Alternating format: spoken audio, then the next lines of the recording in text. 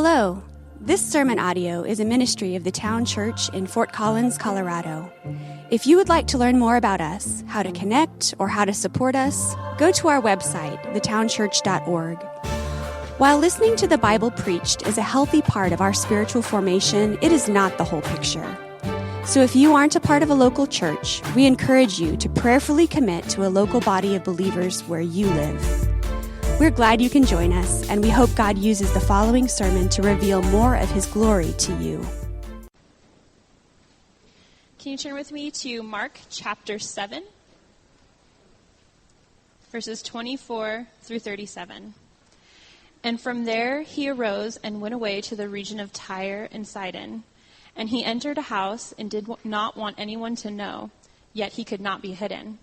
But immediately a woman whose little daughter had an unclean spirit heard of him and came and fell down at his feet. Now the woman was a Gentile, a Syrophoenician by birth, and she begged him to cast the demon out of her daughter.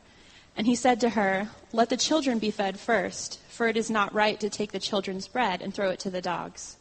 But she answered him, "Yes, Lord, yet even the dogs under the table eat the children's crumbs." And he said to her, "For this statement, you may go your way. The demon has left your daughter." And she went home and found the child lying in bed and the demon gone. And he returned from the region of Tyre and went through Sidon to the Sea of Galilee in the region of the Decapolis. And they brought to him a man who was deaf and had a speech impediment. And they begged him to lay his hand on him. And taking him aside from the crowd privately, he put his fingers into the ears, and after spitting, touched his tongue. And looking up to heaven, he sighed and said to him, "Ephphatha," that is, be opened. And his ears were opened, his tongue was released, and he spoke plainly. And Jesus charged them to tell no one, but the more he charged them, the more zealously they proclaimed it. And they were astonished beyond measure, saying, "He has done all things well. He even makes the deaf hear and the mute speak." We live in a world of the unexpected, don't we? No, we don't. We live in the world of the explained and expected. We live in a place, in a world, in a time where everything seems to be expected, where everything seems to be explained away, right? There's not a whole lot that's unexpected or shocking anymore, if we think about it. There's not a whole lot that could shock me. 20 years ago, had someone told me, in the year 2013, tight jeans, big glasses, and electronic synthesized music is going to be in style, I would have laughed, right? And still, even today, when I see tight jeans and big glasses, I laugh, right? We don't live in a place and a time where there's a whole lot that's unexpected or shocking. There's nothing that's shocking. If someone were to tell me today, the new style in clothing fads is to wear a live octopus on your head as a bonnet, I wouldn't probably laugh at that. I'd probably say, yeah, that's probably going to be in style until it's in style, and then it won't be in style, right? That's the way things work. It's not shocking to see a group of people, adult people, in a public park playing medieval war with costumes and swords and bow staffs, right? You laugh because you've seen it. It's just not a shocking thing to see. There are a lot of things that aren't shocking, and here's why. It's because we live in a world, in a time where social norms are gone, right? There's just no such thing as social norms, at least in our context. That was not the way it was in Jesus' day, though. There were expected things. There were social norms in Jesus' day. There were set ways that people lived that caused expectations to be expectations. There were ways that people lived that would then carry through, and everyone would see those as expected things. Now, I'm not saying that those things are good. I'm not saying that the way that people lived back then were good. All of them, we've come a long way, but there were some expectations in the day of Jesus. There were certain ways that people treated certain people. If you lived in this area, you were treated in this kind of way by people who lived in this area. And if you were born from this family, you were treated in certain ways from people who lived in this kind of family. And all of those sorts of things were expected in that day. We picked up on that kind of thinking last week when we talked through the opposition that we saw from the scribes and the Pharisees against Jesus and his disciples. Right? They came to Jesus and began talking against his disciples because why? What was their question? Why don't your disciples wash their hands before they eat? Right? And what are the scribes and the Pharisees getting at when they talk through these things? They're asking, why aren't your disciples doing the right and acceptable things that all people are expected to be doing? And it was shocking for the scribes and the Pharisees to hear that Jesus' biggest concern was not the outside, but the heart. Of course, that rocks their thinking, in fact, doesn't it? It rocks the way that the scribes and the Pharisees are thinking, and really anyone who had any expectation of what Jesus should be.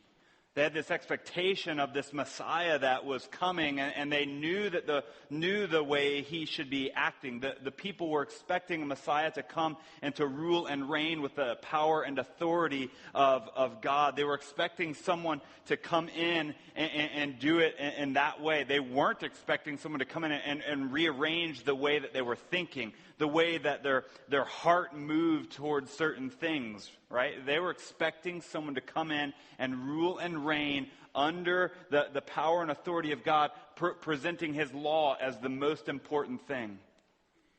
This morning we learn that with Jesus we should accept that the unexpected will often be expected.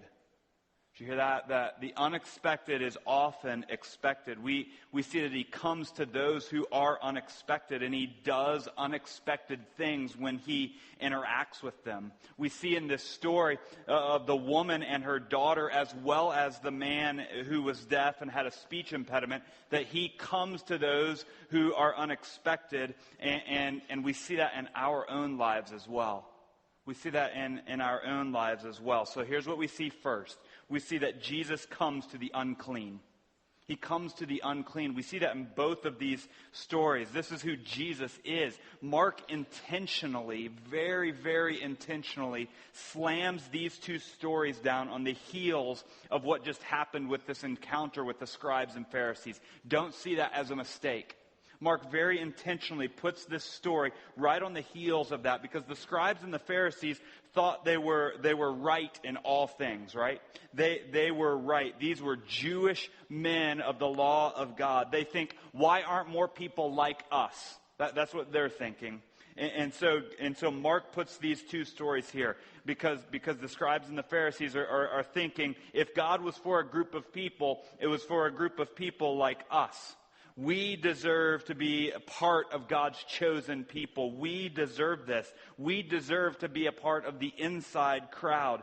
In their minds, when it came to anyone who was unclean, they were very, very far from that. That's what they think. And so on the heels of that, Jesus moves on to the region of Tyre and Sidon. These regions were on the other side of the lake, and they were all known by people to be pagan cultures. They were pagan cultures, that is non-Jewish cultures, not worshiping God, but worshiping pagan gods. And so Mark tells us that Jesus goes into a house. He goes into a house so that he could be hidden, but he's not, is he? He goes there. We're not told why he goes there to be hidden. We can assume that it's much like all these other places in Mark so far where Jesus is trying to remove himself so that he's not revealing himself at a wrong time, but he wants to do it at the right time, and so he's secretive. Now, how's that working out for him? Not too well yet, right? He's not hiding too well yet. And in Mark verse 7, verse 25, we're told that immediately a woman approaches Jesus, a woman whose little daughter had an unclean spirit or was possessed by a demon. Moms, just think about that.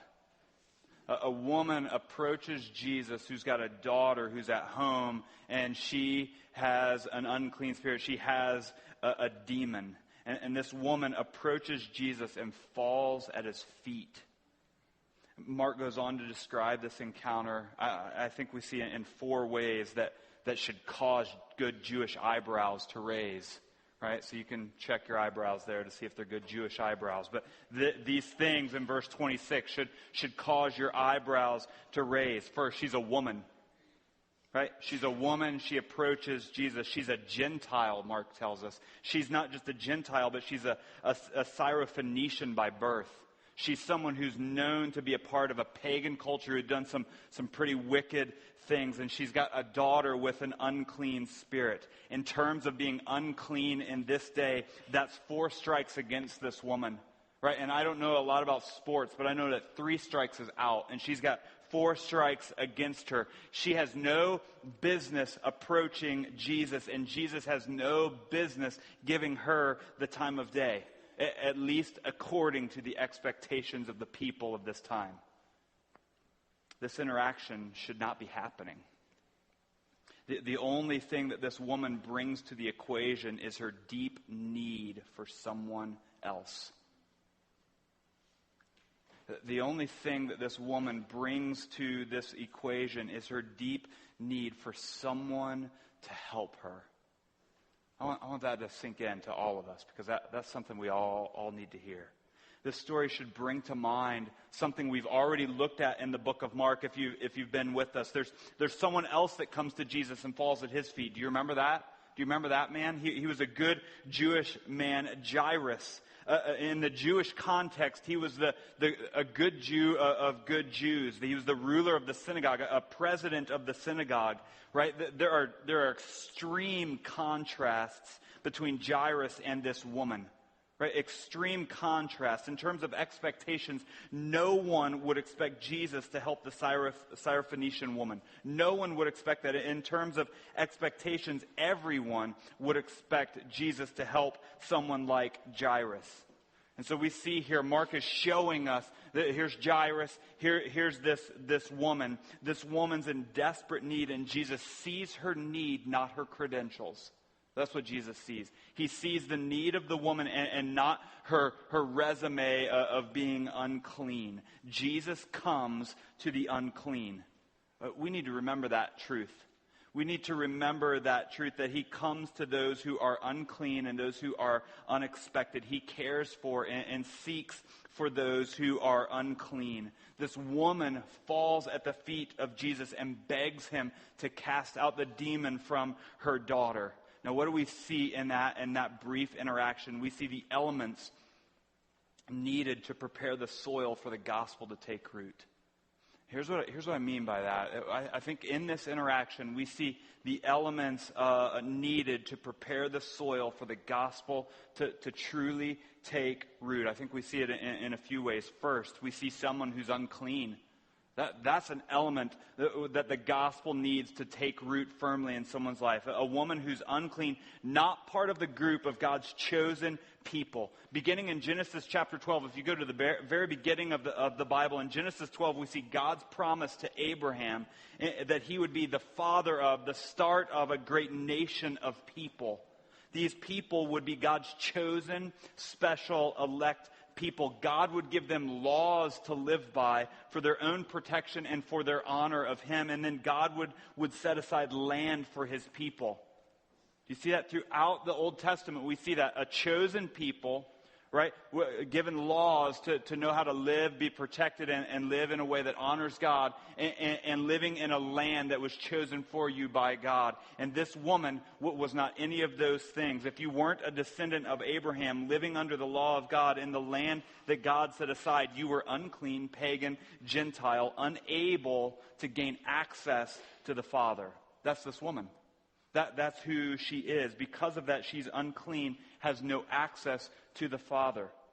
That's a great starting point for the gospel to take root, isn't it? Second thing we see is that she's someone who's in need. This woman has a daughter with an unclean spirit. She's been possessed. Just another jab in her unclean resume.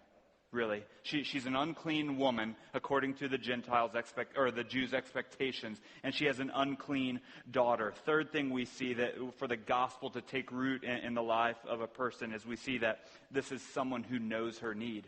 Yeah, she's in need, but she also realizes her need. And Mark tells us that she heard of Jesus and came to him and fell down at his feet, and she begged him to cast out this demon from her daughter. You don't fall at someone's feet unless you know your worth in light of theirs, right?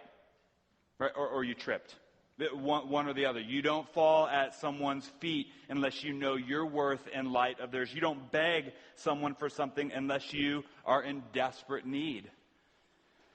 This woman knows that she's in the presence of Jesus because she's heard of him, and now she's here. She's at a place in her life where she knows her need desperately, and she needs someone to help, even if that means moving towards someone who should see her as unclean. She's ready to move toward him. Now, aren't those the elements that are needed to prepare the soil for the seed of the gospel to take root? Think through those again. Here's someone who's unclean. In the eyes of God's people, she's unclean. She is in need, and she also knows her need. All of those things are moving her in the direction of knowing, realizing that she's now in the face of Jesus. We see the same thing jumping ahead with the man who's deaf and who has a speech impediment.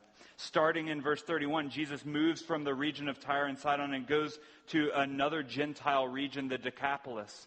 When he gets there, the people bring him a man who is deaf and he has a speech impediment. And the people approach Jesus in the same way that this woman does. They beg him to lay his hand on this man.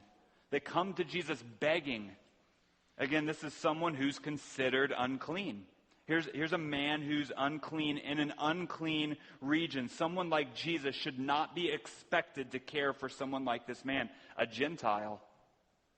We see Jesus stepping out even further to this unclean man. I want us to see these things. If you heard while we were reading or reading it on your own, we see Jesus moving toward this man in love and compassion. And what's he do? He takes him away from the crowd. He pulls him away from the crowd privately. He's no longer just another face in the sea of Gentiles. He's now a unique individual in the care of Jesus. And what does Jesus do? He puts his fingers into the man's ears. Now, I don't know about you, but I don't really like sticking my fingers in my own ears. And Jesus goes to this man and puts his fingers in his ears, doing something that's very unexpected. And then what does he do? Showing radical love for this man. He puts his fingers into the man's ears, and then he spits, and then touches the man's tongue. Jesus is doing some very unexpected things, showing radical love toward this man, showing connection with this man. Jesus could have healed the man by speaking powerful words from a distance, couldn't he? Couldn't he have done that? Did he need to stick his fingers in the man's ears? No, he could have said, be done, be healed, and it's over. But he's showing love and compassion toward this man by approaching him, by touching him, moving in unexpected ways, using spit, a ritually unclean bodily fluid, touching an unclean, broken, deaf Gentile.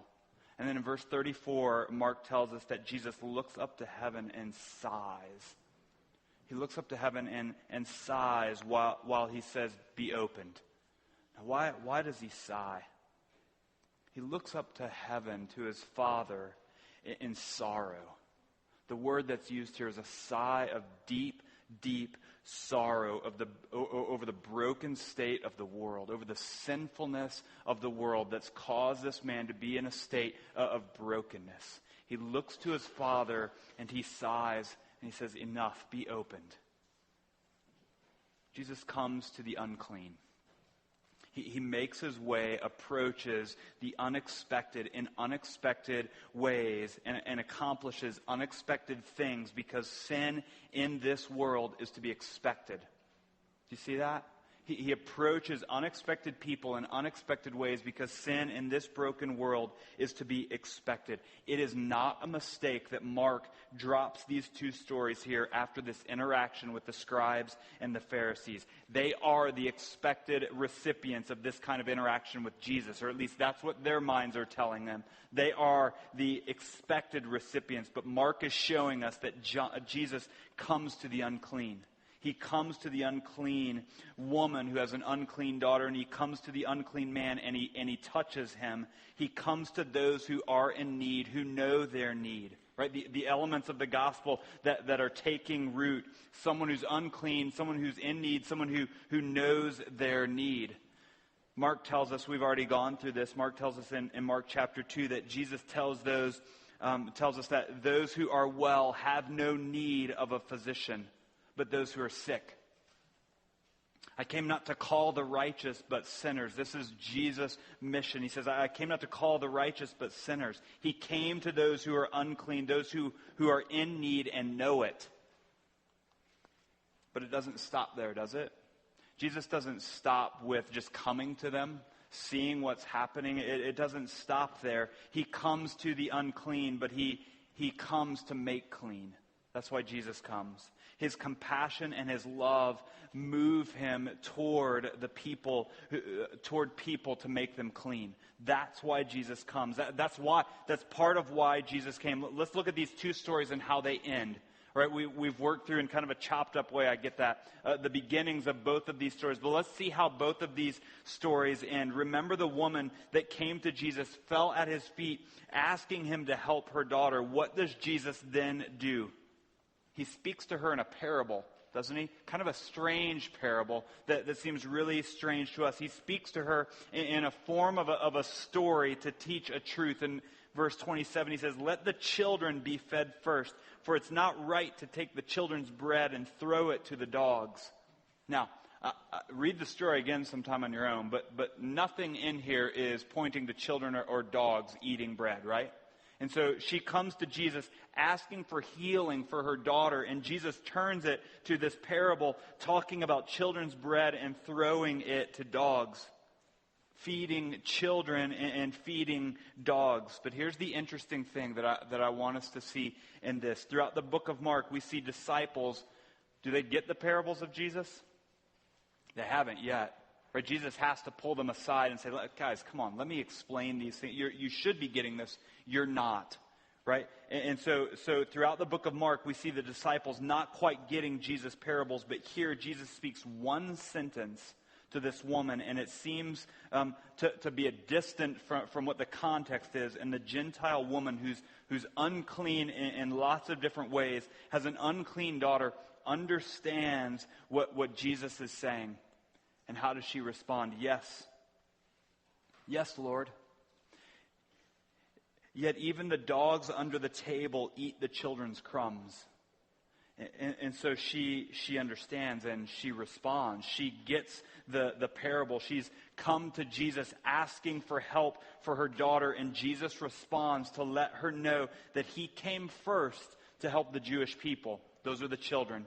Jesus says, I've come first to help the Jewish people, the children, and it's not right for me to help the Gentiles, the dogs first. That's the meaning of this parable. And this woman understands this parable at the feet of Jesus. In fact, she may be the first one in the book of Mark who has understood one of Jesus' parables rightly. She catches what he's saying. She catches something that we don't catch in our reading of this. The word that Jesus uses for dog here is not a common street dog, mangy, stray dog that you would want to try to get rid of, like our dog. Talk to me afterwards. We can set up a deal. Jesus is using a word here that means house dog or house pet. This is a family pet. Do you see what Jesus is doing? Let's think about this. I know it's early. It's subtle, but she catches what Jesus is getting at. Jesus is beginning to reveal God's plan to bring in the Gentiles. Showing her in humility, this woman catches what Jesus is saying, and she says, yes, Lord, that's true. That's true, but even Fido is invited to eat under the family's table, right? Even the family dog is invited in to pick up the scraps from the children, right? So it's almost as if she's saying, I get it, Jesus. I understand that you're the Jewish Messiah. I understand that you're the Jewish Messiah, but I know you're Lord, and I know that you came to make clean those who are not clean and see their need for being clean. So could you help us out here? I know, I get it, but could you help us? That's faith, isn't it? And Jesus acknowledges her faith. He sees her faith and he acknowledges that, and he says, because you've understood what I'm talking about, because you get the parable and you understand that I'm Lord and you understand that you have a need, go back home. The demons already left your daughter. Jesus makes the daughter unclean from a distance, doesn't he? He speaks these words and she is clean from a distance. He makes people clean. Jesus comes to the unclean because Jesus came for the clean, to clean. The same is true of the story of the man who is deaf, has a speech impediment. The people from the Gentile region bring in this man to Jesus in faith, and they begged Jesus to help. Jesus reached out in love and in compassion to help this man. He touched this man in lots of ways that we wouldn't even think of. He has compassion on him because he knows the state of this fallen world. And he has compassion on someone who's experienced that. And he sighs in disgust, knowing that this place and these people have been wrecked by sin. But we see in this man that he had this interaction with is someone that reverses that. Jesus comes and reverses what he sees. He comes to the unclean because Jesus came to make clean. And he just says, be opened. And instantly, the man's ears were opened. His tongue is released. Literally, in verse 35, the chain of his tongue was broken. Isn't that a beautiful way to say that? The chain of this man's tongue was broken. We get this picture of a slave in captivity who has no other option but slavery. But when Jesus came to touch him, the gates of his ears were opened and the chains of his tongue were broken. And again, we see Jesus asking them to tell no one. Right? Don't tell anyone. He wants things to be kept secret so that his full glory can be revealed at the cross. We've seen that over and over in Mark. But when this kind of restoration and when this kind of reversal happens, people are unable to keep silent, aren't they? They just can't. They can't be silent. They want to proclaim, they want to tell others about what Jesus has done. That's what the people in this Gentile region did. Hear that. That's what the people in this Gentile region did whenever they see what happens. They want to talk, and so they go about saying, he's done all things well. He's done all things well. He even makes the deaf hear and the mute speak. And I don't know if the Gentiles get it when they say this. They're running around this area, and I don't know if they get this beautiful connection that they've made in a fulfillment of prophecy that points back to Isaiah chapter 35, that speaks of this coming Messiah in this way. He says, then the eyes of the blind shall be opened, and the ears of the deaf unstopped. Then shall the lame man leap like a deer, and the tongue of the mute sing for joy. These people go about saying, this man has done all things well. He's opened the mouth of a mute man, looking back, even though they may not know it, to the prophecy of Isaiah, pointing to Jesus, a Messiah who's coming. And now in Mark, we see that he's come. He came to make clean, to restore, to heal, to reverse the evils and the hurts of this world. That's why the Messiah came. And so the people say, he's done all things well. He's done all things well. Jesus comes to the unclean because he came to make clean. Here's how I want to end this morning. I want us to end in thinking about our response to this. Shouldn't the good news of Jesus coming compel us to some kind of response? It should. And so here's what I want to do. I want to give us just two ways that we can respond, because we know that Jesus came for people like us, like you and me, unclean sinners like you and me, and that he does all things well. Two ways that we can respond. One way changes our view of others, and the other way changes our view of ourselves. So here's what I mean.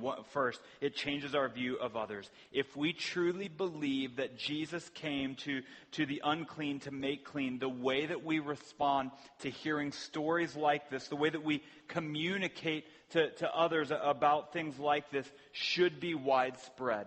Right? It should be vocal and widespread. There shouldn't be a person in our minds that we think, yeah, they don't need Jesus. That person should not exist. There's no one who is not clean. All right? Not unclean. Sorry. Let me put it in the positive, because that's really hard. There's too many uns and nots in there, right? It's better than nuns and ots.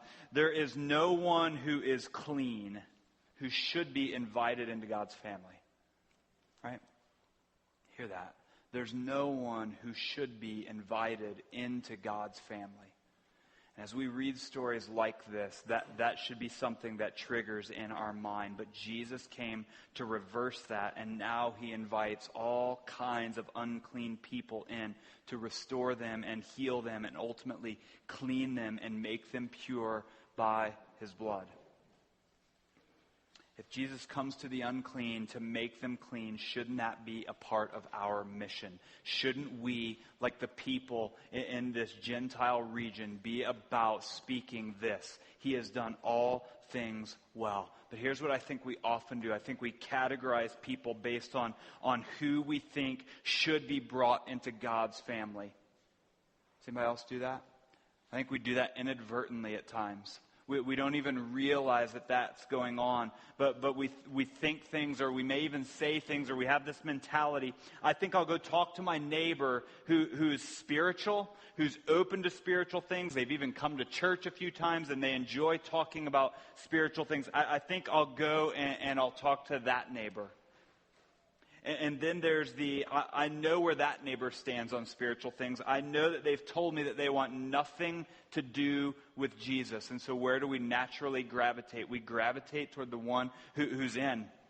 And we have in our minds they're never going to turn. And so why would I go and talk to them? And we give up. Can I just simply challenge us, my own heart too?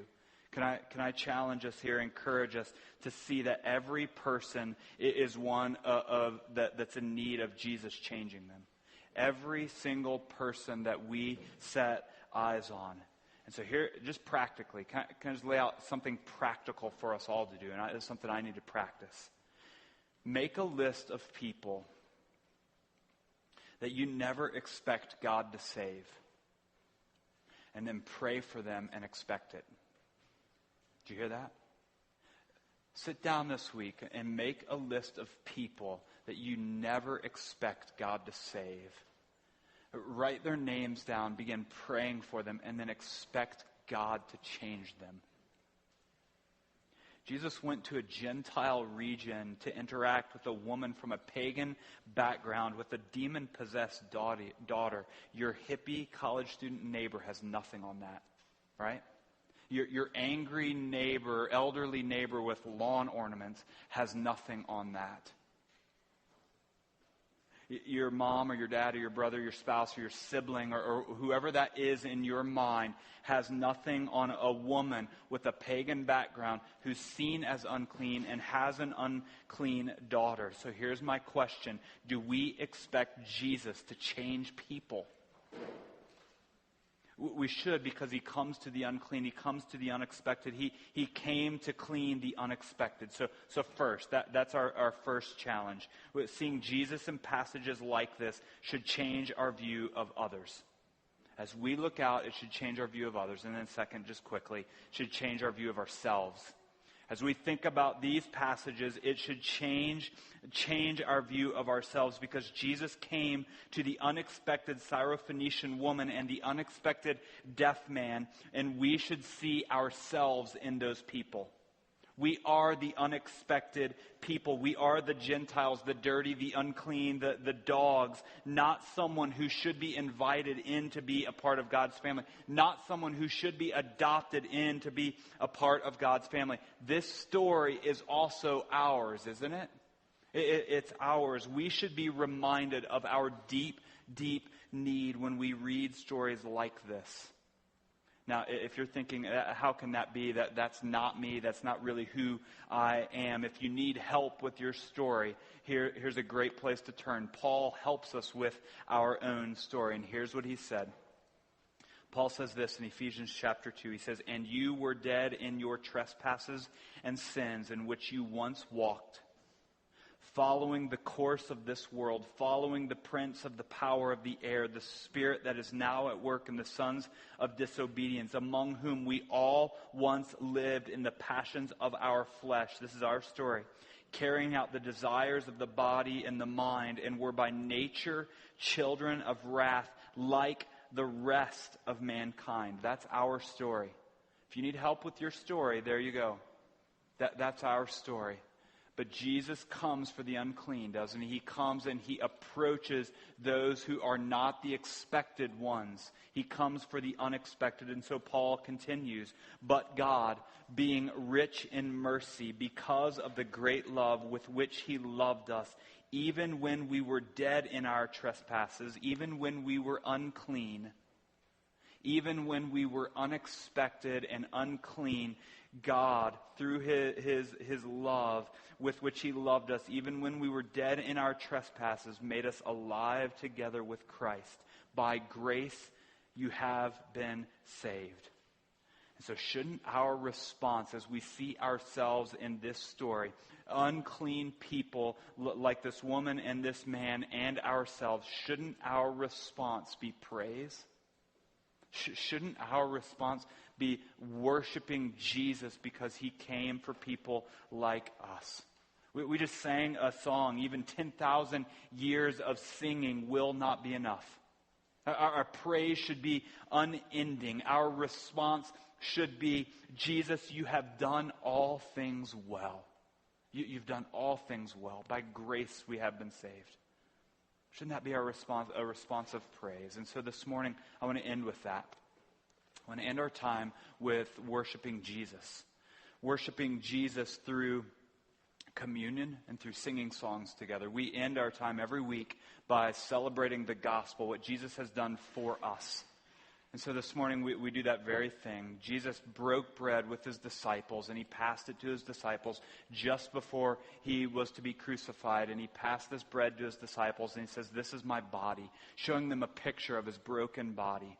And he says, "Take this and eat this and do this in remembrance of me." And so this morning we're going to celebrate that part where when we sing, we'll come down through these aisles, just practically speaking, come down through these aisles, take the bread, and we dip it into the wine that Jesus said when he passed it to his friends, "This is my blood that's been shed for you. Drink this and do this in remembrance of me." And so we celebrate that weekly. If you're here this morning and you're a believer, this is a celebration. Our praise should be unending. 10,000 years is not enough.